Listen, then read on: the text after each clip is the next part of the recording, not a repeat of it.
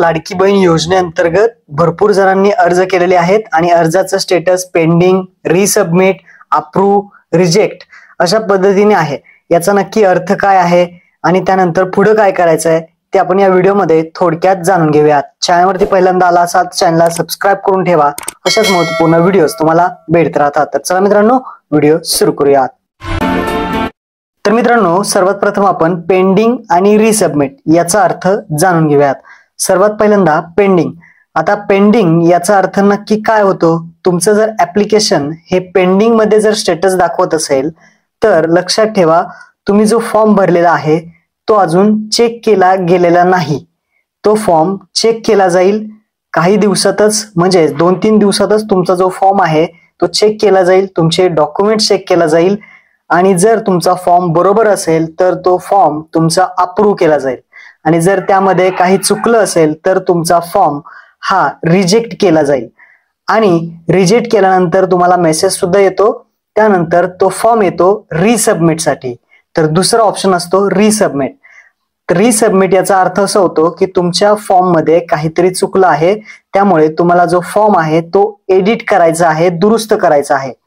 जर तुमचा form status हे रिसबमिट जर दाखवत असेल तर तुम्हाला पेन्सिलचा जो आयकॉन आहे त्यावरती क्लिक करून, इथे पेन्सिलचा आयकॉन आहे त्यावरती क्लिक करायचं आणि जो फॉर्म आहे त्यामध्ये दुरुस्ती करायची।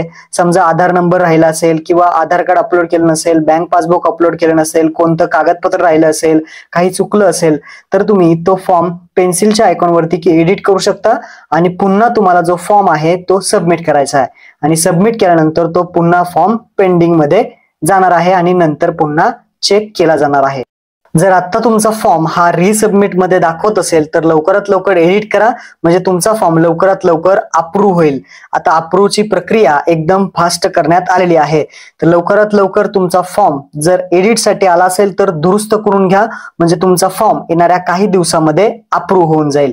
आणि ज्यांचा पेंडिंग मध्ये सुद्धा आहे तर त्यांनी सुद्धा थोडं थांबायचं आहे। 2-3 दिवसामध्ये तुमचा सुद्धा फॉर्म हा अप्रूव्ह होणार आहे। त्यानंतर आता अप्रूव्ह झाल्यानंतर तुमचं स्टेटस अशा पद्धतीने दाखवलं जातील। ज्यांचे फॉर्म अप्रूव्ह असं दाखवत असेल, विलेज लेवल पेंडिंग असेल, वार्ड वाईज पेंडिंग असेल तर काही अडचण नाही, पण तुमचा जर फॉर्म अशा पद्धतीने स्टेटस आहे अप्रूव्ह दाखवत असेल तर तुमचा फॉर्म परमनंटली इथे अप्रूव्ह झालेला आहे, मंजूर झालेला आहे।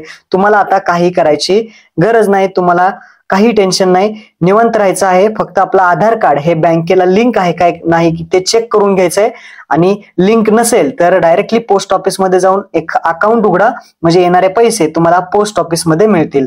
तुम्ही फॉर्म भरताना कोणतंही अकाउंट दिलं असेल तरी त्याचा काही संबंध नाही। तुमचं जर आधार कार्ड हे बँकेला लिंक नसेल तर पोस्ट ऑफिस मध्ये जाऊन लवकरात लवकर अकाउंट उघडून घ्या, म्हणजे पोस्ट ऑफिस मध्ये पैसे येतील। तर तुमचा फॉर्म अप्रूव्ह असेल तर काही टेन्शन घेऊ नका, तुम्हाला पैसे जे आहेत ते मिळणार आहेत। फक्त ज्यांचा फॉर्म अप्रूव्ह आहे त्यांचा आधार नंबर बरोबर आहे का या डोळ्याच्या आयकॉन वरती क्लिक करून एकदा चेक करून घ्यायचं आहे। आपण टाकलेला आधार नंबर व्यवस्थित असेल, बरोबर असेल तर काही अडचण नाही, तुम्हाला पैसे येतील। थोड्याच दिवसामध्ये पैसे आता जमा होणार आहेत। 31 तारखेपर्यंत ज्यांचे फॉर्म मंजूर होतील त्यांना पैसे आता मिळणार आहेत। तर तुमचा फॉर्म अप्रूव्ह असेल तर तुम्हाला काही अडचण नाही, फक्त तुमचा आधार नंबर इथे बरोबर आहे का एकदा चेक करायचा आहे आणि तुमचं आधार कार्डला बँक अकाउंट लिंक आहे का ते एकदा चेक करून घ्यायचं आहे। तुमचं स्टेटस हे असं रिजेक्ट मध्ये जर दाखवत असेल तर तुमचा फॉर्म हा परमनंटली रिजेक्ट झालेला आहे। तुम्हाला आता काही करता येणार नाही, तुम्हाला नवीन फॉर्म सुद्धा भरता येणार नाही, तुम्ही काही करू शकत नाही। जर तुमचं रिजेक्टेड असं दाखवत असेल तर तुम्ही नवीन फॉर्म भरू शकत नाही आणि काहीच करू शकणार नाही। तर आता तुम्ही म्हणाल याच्यावरती काही ऑप्शन आहे का? तर तुम्ही डायरेक्टली जे BDO ऑफिस आहे जिथे फॉर्म अप्रूव्ह होतात तिथे जाऊन तुम्हाला आपलं कॉन्टॅक्ट करायचं आहे। त्यानंतर तिथे तुम्हाला माहिती मिळेल किंवा हेल्पलाईन नंबर आहे 181, तर त्यावरती सुद्धा तुम्ही कॉल करू शकता।